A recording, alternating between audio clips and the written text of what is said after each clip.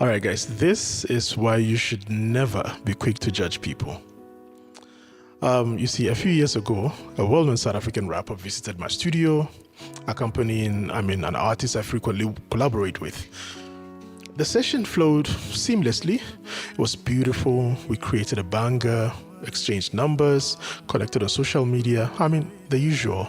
But after he left, I reached out a few times hoping we could build on that creative energy and make something truly special.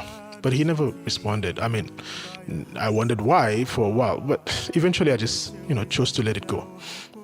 But what I didn't know at the time was that he had formed a completely wrong impression of me on the very first day we met. Why? Because I didn't respond to him the way most producers apparently do. I didn't rush for pictures. I didn't constantly try to record videos of him. I didn't push my beats in his face. And I treated him like a normal human being, not a spectacle. But to him, that silence translated into some sort of arrogance, as if I believed I was better than others. You see, now that assumption sat with him for years. Fast forward 3 years now. Recently, out of nowhere, he reached out and asked for forgiveness. I asked for what? And then he tells me plainly that he had been ignoring me all this time because he thought I was proud and dismissive.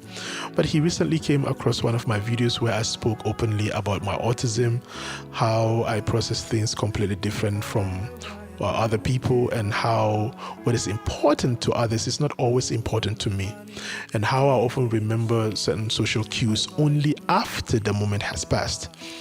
Meaning I forget to do exactly what he expected me to do, like take pictures, record videos. I only remember those things after the moment is gone.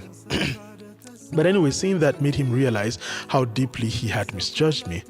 It humbled him and it moved him to come and apologize. Alright, so why am I sharing this video? Well, because this happens far more often than people realize.